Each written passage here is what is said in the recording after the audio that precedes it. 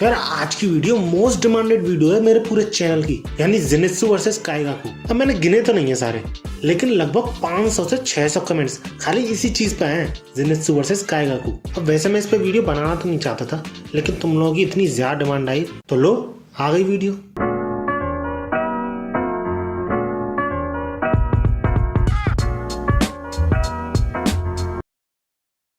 अब ज़ेनित्सु और काइगाकू का सामना होता है इन्फिनिटी कैसल आर्क के ही दौरान, जब सारे डीमन स्लेयर्स एक दूसरे से बिछड़ जाते हैं और अलग अलग अपर मून्स का सामना करते हैं। लेकिन क्योंकि ज़ेनित्सु के कान काफी ज्यादा तेज थे, तो वो शुरुआत से ही काइगाकू की तरफ बढ़ रहा था। अब दोस्त हु डोंट नो, ये दोनों ही थंडर ब्रीदिंग यूजर है और इनका जो मास्टर यानी टीचर जो था वो भी सेम ही था, यानी फॉर्मर थंडर प्लेयर जिगोरो। अब जिगोरो के स्टूडेंट बनने से पहले ज़ेनित्सु तो एक ऐसी आवारा लड़का था जो कि एक औरत के डेप्थ में आ जाता है और उसके पैसे चुका के जिगोरो ज़ेनित्सु को अपना स्टूडेंट बना लेता है। लेकिन काइगाकू पहले से ही कमीना था, बंदा जीने के लिए कुछ भी कर सकता था, फिर चाहे उसे गंदा संदा कैसा भी खाना खाना पड़े, या फिर दूसरों के पैसे चुराने पड़े, या फिर अपनी जान बचाने के लिए दूसरों की जान खतरे में ही क्यों ना डालनी पड़े। और ऐसा ही उसने किया भी था स्टोन हशीरा और उसके मुंह बोले सिबलिंग्स के साथ। बेसिकली हुआ ये था कि ग्यूमी एक टेम्पल में अपने मुंह बोले सिबलिंग्स के साथ रहता था और उन्हीं सिबलिंग्स में काइगाकू भी था और ये सब एक फैमिली की तरह रहा करते थे। लेकिन एक रात काइगाकू चोरी करते हुए पकड़ा गया, जिस वजह से वो टेम्पल छोड़कर भी भाग गया और जब रात होने पर भी वो वापस नहीं आया तो उसके पीछे एक डीमन पड़ गया और सिर्फ खुद की जान बचाने के लिए उसने ग्यूमी और उसके साथ जो बच्चे थे उन सबको खाने का ऑफर दिया, जिसका ना सिर्फ काइगाकू उस टेम्पल का पता बताता है, उसी के साथ साथ ग्यूमी जो विस्टीरिया फ्लावर्स जलाया करता था डीमंस को दूर रखने के लिए टेम्पल से, काइगाकू उनको भी बजा देता है, जिससे कि डीमन आसानी से उस टेम्पल में एंटर कर सके। जिनमें से 4 किड्स तो इंस्टेंटली मर जाते हैं और 3 किड्स ग्यूमी के मना करने पे भी उससे दूर भाग जाते हैं और उनका भी खत्म हो जाता है। लेकिन एक सबसे छोटी जो थी उनमें से ग्यूमी की बात सुन के उसके पीछे छुप जाती है और ग्यूमी किसी भी हालत में उस लड़की को बचाना चाहता था। इसलिए यार ग्यूमी उस डीमन को रात से दिन तक घूंसे ही मारता रहा जब तक सनरेज नहीं आ गई और वो डीमन डिसइंटीग्रेट नहीं हो गया। और इस इंसिडेंट के बाद पहली बार ग्यूमी को अपनी ताकत का अंदाजा हुआ। लेकिन इसके बाद पता नहीं कैसे काइगाकू जिगोरो का स्टूडेंट बन जाता है। इनफैक्ट थंडर ब्रीदिंग में ज़ेनित्सु से काफी ज्यादा अच्छा होता है। लेकिन जब वो एक मिशन पे था एज अ डीमन स्लेयर, तो उसका सामना होता है अपर मून फर्स्ट से, जिसके सामने वो जिंदगी की भीख भी मांगता है। लेकिन अपर मून फर्स्ट यानी कोकुशिबो एक शर्त पे उसे छोड़ने की बोलता है कि वो डीमन में कन्वर्ट हो जाए, जिसके लिए कोकुशिबो अपना खून भी देता है काइगाकू को और उसको वार्न भी करता है कि अगर एक भी बूंद इस ब्लड की नीचे गिरी तो वो उसे वहीं के वहीं खत्म कर देगा। इसलिए कांपते हुए वो उस ब्लड को पी लेता है और जिन डीमंस को वो खुद मार रहा था उन्हीं में से एक वो भी बन जाता है, but one of the strongest. रही बात ज़ेनित्सु की, तो अगर तुमने मेरी ये वाली वीडियो देखी है तो तुम्हें पता ही होगा कि जब तांजीरो, ज़ेनित्सु और इनोजुके अपनी लास्ट स्टेज में होते हैं हशीरा ट्रेनिंग की, तो ज़ेनित्सु के पास एक लेटर आता है जिसे पढ़ के वो काफी ज्यादा सीरियस हो जाता है। सही में बंदे की मेंटलिटी, पर्सनैलिटी सब चेंज हो जाती है। अब इस लेटर में क्या था हम आगे वीडियो में जानेंगे, लेकिन फिलहाल जब ये दोनों एक दूसरे से मिलते हैं तो जैसे काइगाकू हमेशा ज़ेनित्सु की बेइज्जती करता है, वैसे ही यहाँ पर भी वो सेम चीज करता है, ज़ेनित्सु को वीक बोलते हुए। क्योंकि तुम्हें पता ना हो तो बता दूं, ज़ेनित्सु थंडर ब्रीदिंग की सिर्फ एक फॉर्म ही परफॉर्म कर सकता है, यानी फर्स्ट फॉर्म। और इसी वजह से काइगाकू ज़ेनित्सु को अपने आप से काफी ज्यादा कमजोर मानता था। लेकिन पहली बार ज़ेनित्सु काइगाकू को उल्टा जवाब देता है, टेम्परेरी और सबसे कमजोर अपर मून बोलते हुए, जिस चीज से काइगाकू भी शॉक्ड कि भैया तुम अब जवाब भी दे सकते हो उल्टा।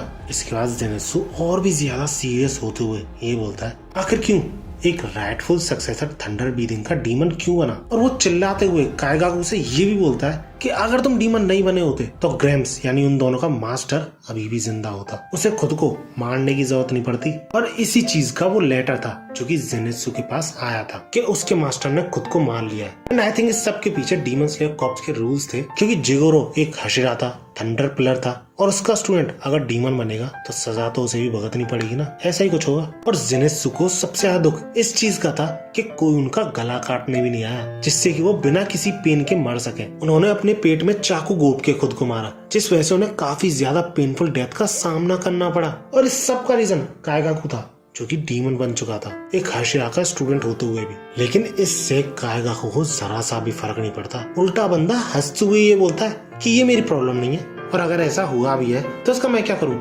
रो बैठ के। और अगर तुम सोचते हो हाँ, तो ऐसा करने का मेरा कोई इरादा ही नहीं है, क्योंकि मैं उन्हीं का साथ देता हूँ जो कि मेरी वैल्यू सही तरीके से करते हैं, फिर चाहे कैसी भी सिचुएशन क्यों ना हो। और उल्टा मुझे तो ये सुन के अच्छा और लगा है कि वो बुड्ढा ऐसी पेनफुल मौत मरा है, क्योंकि मेरे इतना हार्डवर्क करने के बावजूद उसने मुझे कभी भी सक्सेसर का टाइटल दिया ही नहीं, और सिर्फ तेरे जैसे फुस्की के साथ काम करने के लिए बड़बड़ाता रहा और सक्सेसरशिप शेयर करने की बोली। इससे फर्क नहीं पड़ता वो पिलर था, क्योंकि ऐसे बुड्ढे का मेरे लिए कोई भी यूज नहीं है। और ये सब सुन के जेनेत्सु को इतना ज्यादा गुस्सा आता है कि लिटरली तुम इन पैनल्स को देख के उसका गुस्सा फील कर सकते हो। और गुस्से में ही वो ये भी बोलता है कि अगर मैं डर्ट हूँ तो तुम गार्बेज हो, क्योंकि मैं भले ही सिर्फ फर्स्ट फॉर्म यूज कर सकता हूँ, लेकिन तुम सारी फॉर्म्स को यूज कर सकते हो एक्सेप्ट फर्स्ट फॉर्म। और ग्रैम्स यानी इसके मास्टर की गलती सिर्फ इतनी सी थी कि वो इतने भी लकी नहीं थे कि उन्हें ढंग का सक्सेसर मिल सके। और इतना सब कुछ सुन के कायगा को भी गुस्से में चला जाता है और ये बोलता है, मुझको तुम खुद से कंपेयर करने की हिम्मत ही मत करना। और इतना बोलते हुए वो लाइटनिंग ब्रीदिंग की फोर्थ फॉर्म यूज करता है,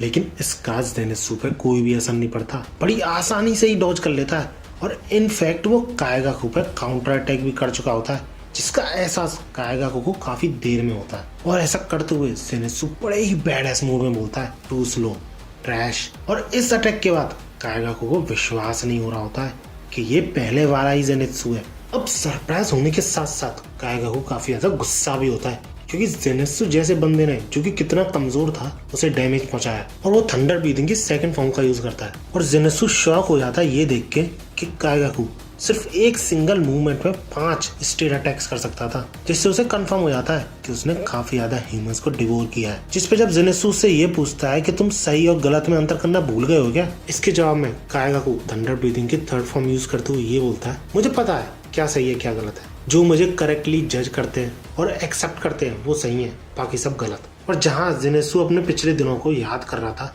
वहीं कायगाकू अपनी ओवरवेलमिंग पावर के साथ जेनेत्सु को स्ट्राइक पे स्ट्राइक मारे जा रहा था। और ये अटैक्स कायगाकू की ब्लड डीमन आर्ट की वजह से और भी ज्यादा इफेक्टिव हो गए थे, क्योंकि इन अटैक्स के जो स्लैशेस थे वो पूरी बॉडी में फैलते हैं एज अ क्रैक्स और स्किन को फाड़ना शुरू कर देते हैं। और ऐसे ही अटैक्स करते हुए कायगाकू ये भी बोलता है कि उसे डीमन बनने पर कोई पछतावा नहीं है, क्योंकि उसके अटैक्स और भी ज्यादा स्ट्रॉन्ग हो चुके हैं डीमन बनने के बाद। और साथ ही साथ वो स्पेशल भी है, जेनेत्सु की तरह नहीं है जो कि सिर्फ फर्स्ट फॉर्म ही यूज कर सकता है। और इतना सब कुछ होने के बावजूद जेनेत्सु अभी भी अपनी पास्ट मेमोरीज में ही खोया होता है, जहाँ पर कि जिगोरो यानी उसका मास्टर कायगाकू से चीजें सीखने की बोल रहा होता है। और उसे ये भी याद आता है कि कैसे कायगाकू का मजाक उड़ाया जाता था, क्योंकि वो थंडर ब्रीदिंग की फर्स्ट फॉर्म यूज नहीं कर सकता, लेकिन क्योंकि जेनेत्सु यूज कर सकता था तो इसलिए वो एक दूसरे को हेट करते थे। लेकिन एक चीज अलग थी इन दोनों में, जेनेत्सु काफी ज्यादा रेस्पेक्ट करता था कायगाकू की, और वहीं कायगाकू जेनेत्सु को एक कीड़े से ज्यादा मानता ही नहीं था।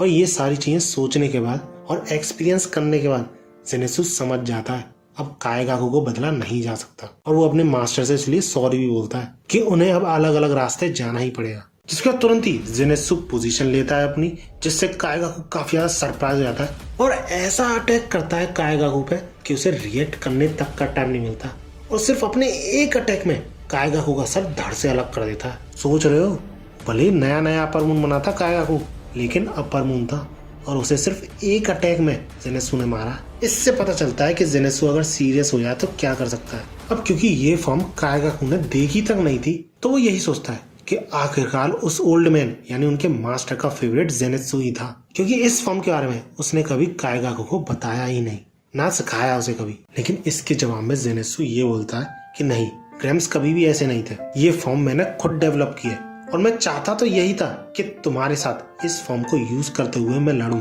लेकिन और इतना बोलते ही जेनेत्सु की भी हालत खराब हो रही होती है, क्योंकि उस पे जो क्रैक्स थे वो स्प्रेड हो रहे थे उसकी पूरी बॉडी पे। और ये चीज सुन के कायगाकू काफी ज्यादा शॉक हो जाता है। दी 7th फॉर्म, थंडर ब्रीथिंग में सिर्फ 6 फॉर्म्स हैं, और इस बंदे ने 7th फॉर्म क्रिएट करी जो कि सिर्फ फर्स्ट फॉर्म यूज कर सकता था।